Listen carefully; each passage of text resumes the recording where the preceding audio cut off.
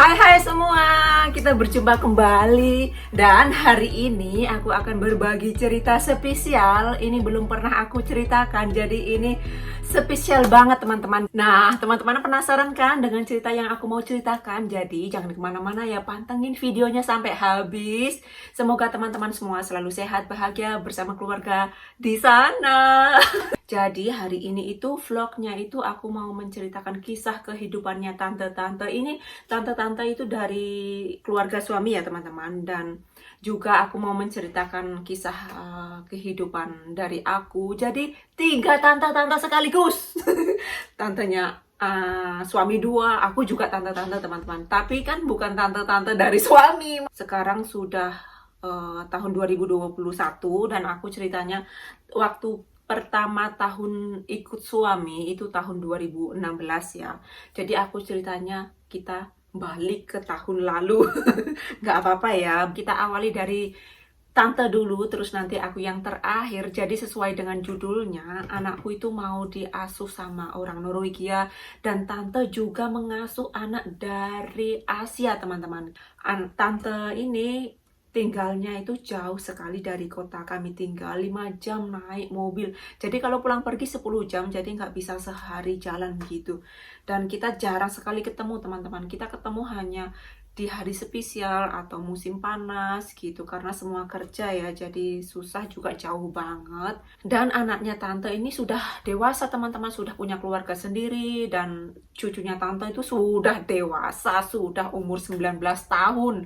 Jadi sudah besar-besar. Dan tante dulu itu ya, itu juga ngambil anak dari Filipina teman-teman. Tapi sekarang anaknya juga sudah nikah, sudah dewasa, sudah bisa mencari ekonomi sendiri. Kalau sudah 18 tahun itu anak-anak sudah bisa bawa kendaraan sendiri seperti mobil, motor sendiri. Tapi dengan syarat juga harus belajar nyetir sampai bisa, sampai lulus, sampai mendapatkan sertifikat. Kalau nggak mendapatkan sertifikat juga nggak bisa nyetir teman-teman. Karena di sini itu hukumnya ketat banget. Tante ini ngasuh anak dari Filipina sewaktu masih bayi teman-teman, dan dijaga-jaga dan sekarang sudah punya keluarga sendiri. Jadi sudah lepas tanggung jawab ya, nggak lepas, masih keluarga. Tapi kalau di Norwegia itu anak-anak sudah mendapat kerjaan sendiri, sudah bisa mandiri sendiri setahu aku ya,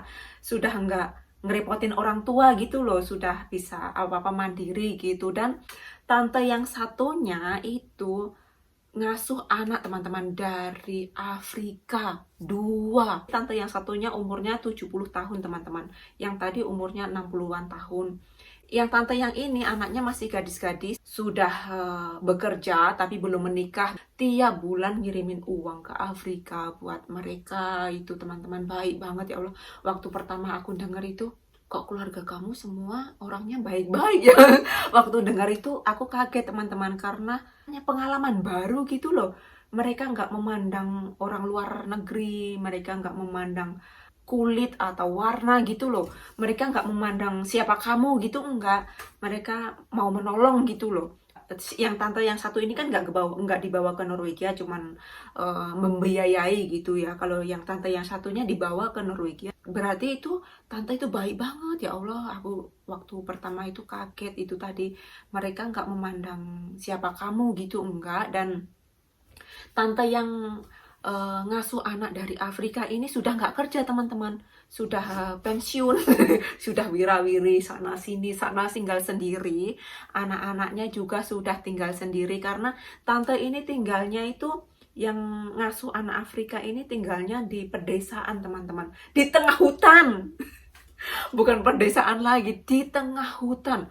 Kita ke sana itu ya, rumahnya cuma satu itu, tangganya jauh, dan di sebelah sana laut. Ya Allah, aku tanya sama tante, tante kok kamu bisa tinggal di sini, apa nggak takut? Ngapain takut? Lah semua hutan, dan di situ laut, nggak ada orang. Aku senang tinggal di sini. Wah, aku ngeri. Namanya orang kan berbeda-beda ya. Aku ngeri tinggal di situ teman-teman. Anaknya tante ini yang sudah kerja, belum menikah ini, kerjanya di ibu kota. Jadi lebih di kota gitu, lebih gampang untuk cari kerja. Dan tante yang ini nih sudah sendiri teman-teman, nggak punya pasangan hidup yang mengasuh anak Afrika ini.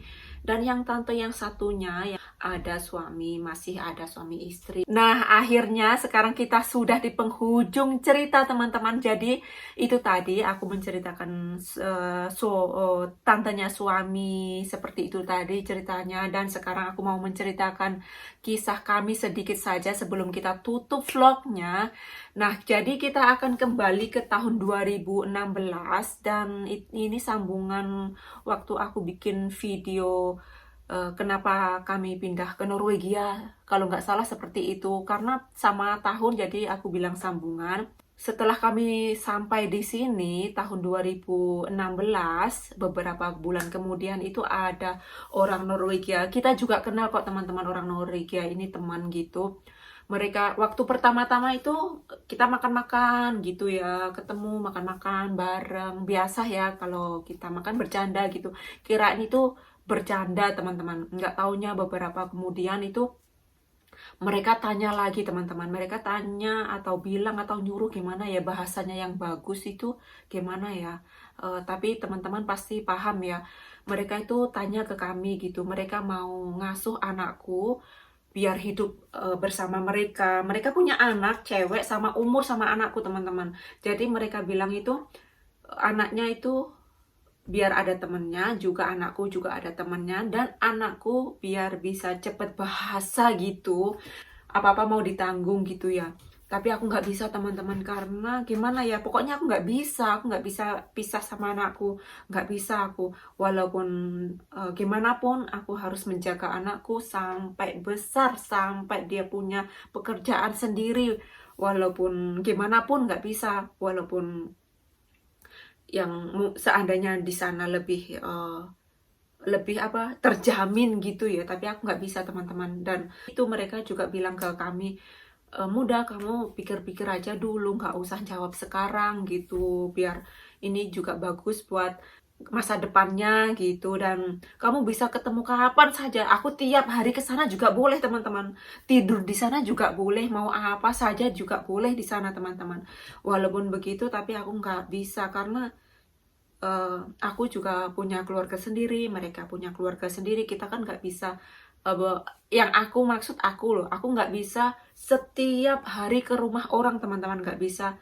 Kan orang-orang punya privasi sendiri-sendiri ya, kita kan nggak tahu ke depannya gimana, jadi aku nggak mau teman-teman, mereka walaupun begini gitu, nggak mau. Anakku senang teman-teman, anak-anak seperti itu maunya ada temen gitu kan, seneng. Dan ini anaknya teman ini, seneng banget teman-teman, ngemong banget gitu loh. Walaupun pertama ketemu itu ya, anakku nggak bisa bahasa Inggris, nggak bisa bahasa Norwegia, nggak bisa, dia ngomong dan anakku ya ya ya ya. Aku itu kadang ya Allah, aku kadang melihat mereka berdua itu ya Allah, aku itu gitu. Aku itu melihat anak cewek ini terharu teman-teman, karena dia itu nggak memandang kulit, nggak memandang orang, nggak memandang anak-anak beda gitu, nggak. Mereka itu bermain itu seperti sudah kenal berpuluh-puluh tahun dari kecil sampai sekarang ini, seperti itu teman-teman. Jadi itu mainnya itu yang cewek ini serk banget gitu loh, aku terharu di situ. Dia sama anakku beda banget, anakku kulitnya hitam, dia anak orang putih, anakku nggak bisa bahasa. Ini waktu bersama gitu tuh mereka pakai lebih banyak, anak bule ini pakai tangan, pakai action gitu loh, nggak bicara sama mulut. Aneh ya, dia nggak pakai langsung pakai bahasa Norwegia atau bahasa Inggris, enggak. Dia ketemu itu pakai bahasa tangan gitu, gini-gini, karena nggak tahu ya, padahal sama umur teman-teman, tapi dia respect banget, memahami anakku banget. Jadi aku itu ya Allah, aku tuh di sini tuh seneng-seneng terharu gitu loh. Ada orang sayang banget, menghargai gitu ya, menghargai anakku walaupun dia anak kecil itu, aku seneng banget gitu loh, tersentuh gitu loh. Jadi kalau mereka main gitu, bahasanya itu pakai tangan, makan ya makan gitu, lucu. Dan akhirnya lama-lama kan bisa, lama-lama juga anakku juga paham karena anak-anak itu cepet banget mengopi. Anakku itu langsung nyemplung di SD, teman-teman, nggak belajar bahasa-bahasa, nggak, langsung datang dari Indonesia langsung ke sini. 2 minggu kemudian atau 1 minggu langsung masuk sekolah, seingat aku ya, kalau nggak salah. Pokoknya nggak ada 1 bulan di sini, langsung masuk sekolah, langsung nyemplung sama anak lokal, lokal Norwegia gitu. Dan nggak tahu apa-apa bahasa, nggak tahu apa. Tapi alhamdulillah gurunya itu baik banget, ngemong banget. Jadi anakku itu di sana itu tentrem, di sana itu nggak ada rasa takut, nggak ada nangis-nangis, nggak ada, teman-teman. Temennya suami itu baik-baik banget semua itu, ya Allah. Jadi anak-anaknya itu juga main sama anakku tuh srek banget. Alhamdulillah banget anakku di sini banyak temen, walaupun nggak banyak gitu, nggak, tapi ada temen gitu loh. Waktu kesini baru nyemplung di sini terus dapat temen gitu, alhamdulillah banget. Sekarang aku mau akhiri videonya. Itu tadi vlog hari ini sudah tamat, sudah selesai, sudah end, teman-teman. Terima kasih buat teman-teman yang sudah menonton video-video aku, semoga menghibur. Dan terima kasih sudah mensupport channel kita ini. Silahkan dibuang negatifnya, silahkan ambil yang positifnya. Jika teman-teman suka, silahkan diambil. Jika teman-teman gak suka, ada yang negatif, jangan diambil, teman-teman. Karena kehidupan ini jangan diambil yang negatifnya saja, ambil yang positifnya saja. Karena di dunia ini sangat sebentar, jadi ambil yang happy, yang seneng-seneng saja. Terima kasih ya, kita jumpa kembali di video selanjutnya. Have nice day buat teman-teman semua.